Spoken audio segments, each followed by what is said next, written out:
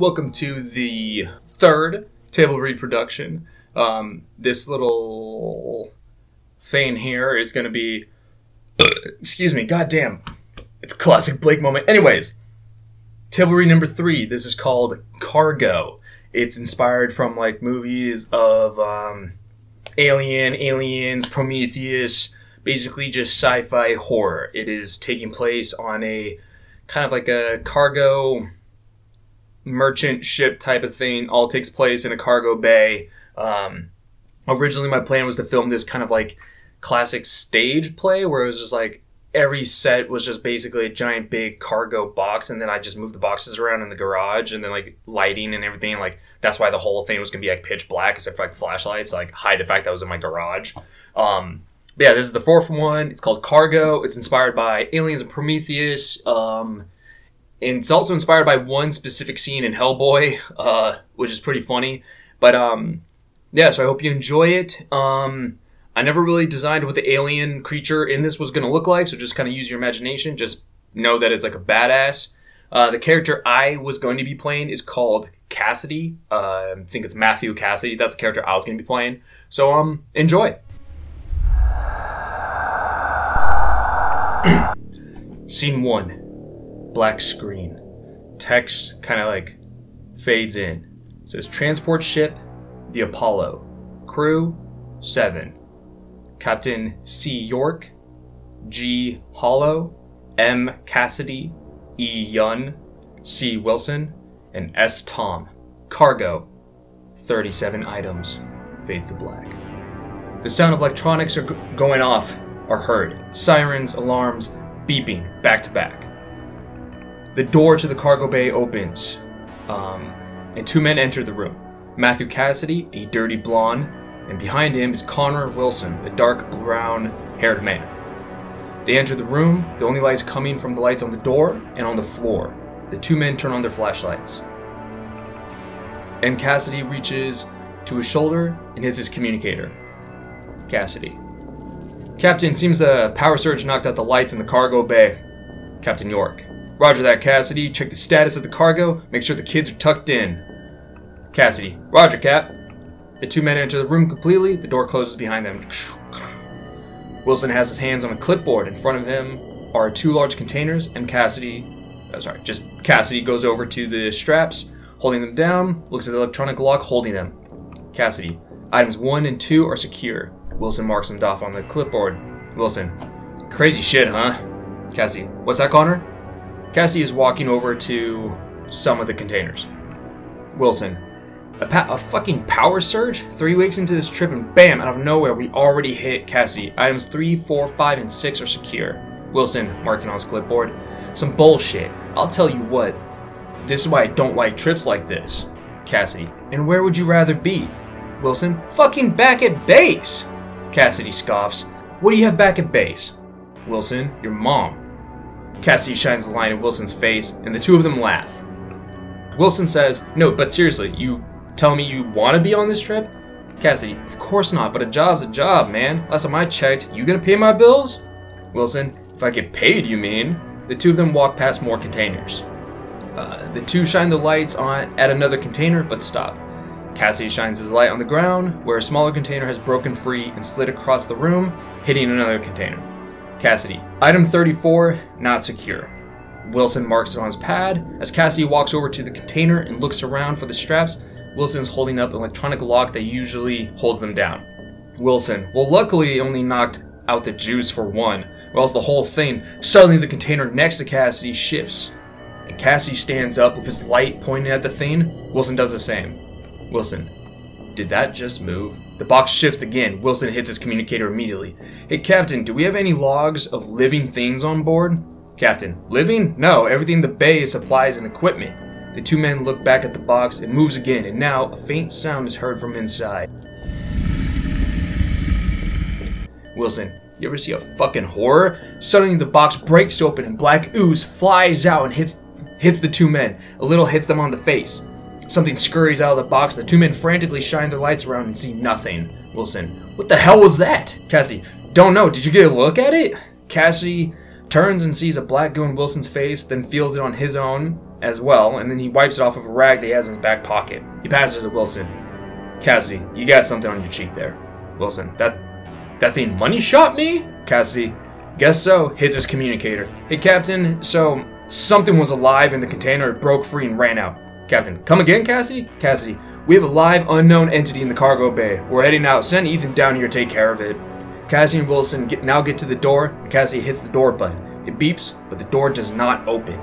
He looks down to the keypad and hits it again. And again, beep. Again, the door is not opening. Cassidy hits his communicator. Captain, can you open up the main door?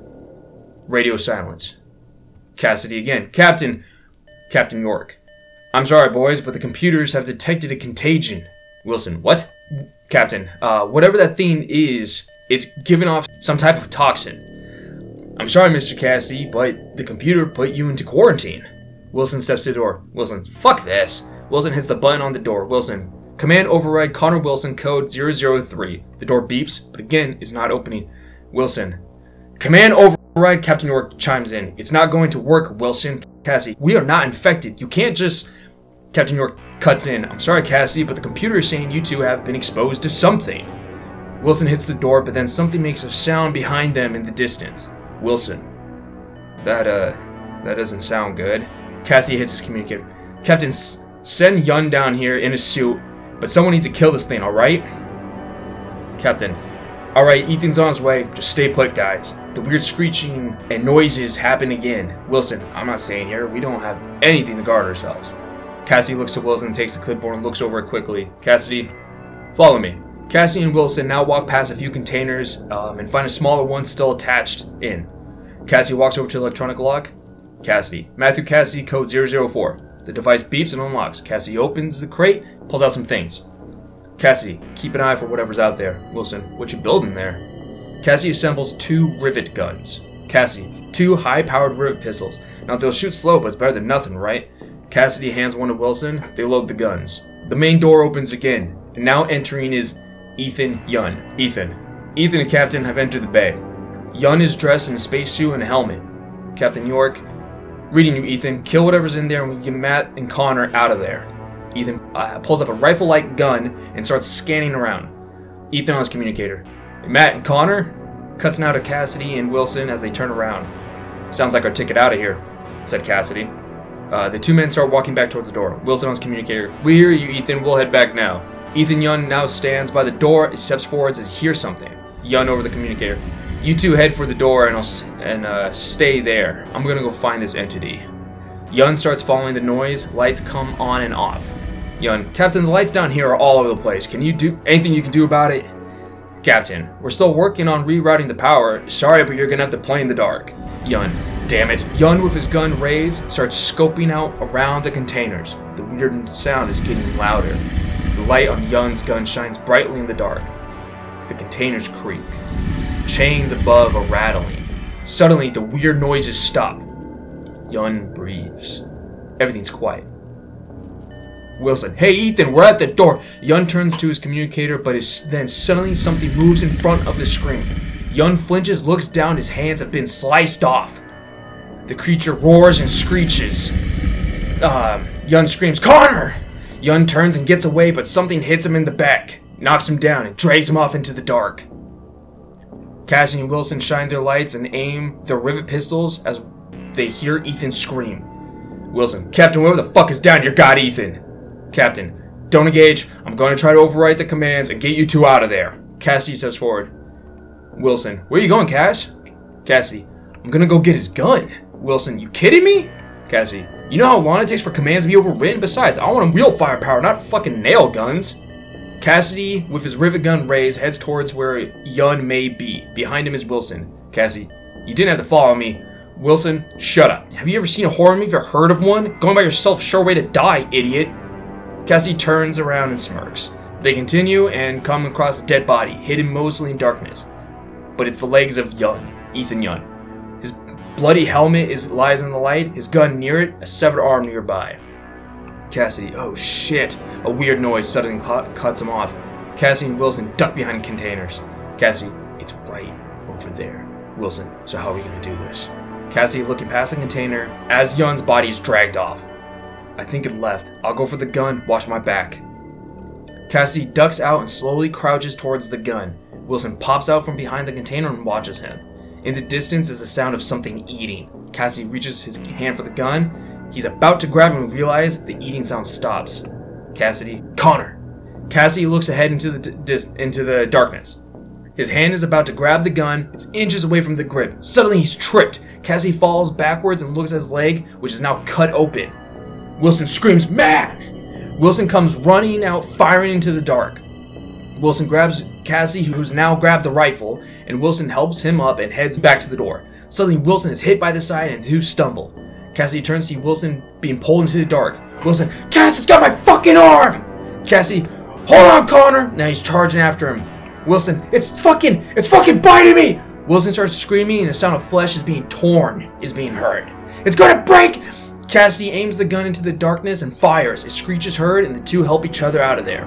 Cassidy and Wilson now get closer to the door. A weird screech happens. Cassidy, "Put me down." Wilson slowly puts Cassidy down and the two are now laying back to back. Wilson, "I've only got the rivet gun here, Chief." Cassidy, "I know. Shine your light though. I don't think it likes the light. Locate it and I'll blast it." Wilson, "This is crazy." Cassidy, "I'm sorry. Is the door open yet?" Wilson, "Well, no." Cassidy, "Then shut up, ugly." The two sit there back to back. Cassidy looks to his leg. They shine their flashlights around. Wilson is aiming in the dark one-handed. His other hand is tucked under his armpit, trying to stop the bleeding. Blood is pouring down his side though. He's aiming, then stops. Wilson, "Cass." Cassidy doesn't hear him cry away. Wilson sternly, "Matthew." Cassidy turns around. "What?" Wilson, "I see it." Cassidy peering over his shoulder. "What's it doing?" Wilson, "It's eating on Ethan. It's got his leg, but it's not really looking at us. I don't see any eyes on it." Cassidy, "It's got to see somehow." Wilson, "What's the plan here?" Cassidy says, "Keep your light on. I'm going to swing myself around and shoot the fuck." Cassidy slowly turns himself around and aims the gun over Wilson's shoulder. Wilson, "Ugly fuck, isn't it?" Cassidy breathes steadily. Wilson, "Just shoot the fucker, Cass." Cass is about to pull the trigger when he hears something and he turns to his left slightly. Cassidy, "Oh, fuck me." Something smacks Cassidy off of Wilson, causing him to drop the gun and fly across the room and hit the wall near the door. Wilson, "Cass!" Cassidy looks up as he hears the rivet gun go off. He looks over to the light where he sees Wilson being torn apart. The audio is cut out as Wilson is being gutted and eaten. Cassidy's all dazed and can't really hear anything. That's why the audio is kind of being like fading in and out of everything. Cassidy looks to his hit shoulder and there's a huge cut in his body. He's bleeding all over. He's panicking now. He looks around to the gun. It's so far away from him. Audio starts to fade in over his communicator. Captain, "Matt, Connor, what's going on down there?" Cassidy spitting up blood. "There's two." Cargo bay doors beep and slide open. Cassidy turns towards the door, then back forward as he looks as the creature's now in front of him. He's then yanked and dragged off screen. The end. In case you didn't understand the ending there was two aliens in the cargo bay. That was like kind of like a, oh shit, they totally got fucked because there was two. Alright, well that's the end of that. I hope you enjoyed Cargo. This was one I really wanted to make, and I wanted to make it like classic play stuff, you know, with like with set pieces and lighting and all that kind of stuff, just to convey space. But yeah, I was gonna film them like in my garage, and yeah, so it was gonna be a cast of just like 4 people, but no, I really want to make it. Maybe one day I will be able to make it, but yeah, hope you enjoyed Cargo and stay tuned for more. Thanks for listening / watching.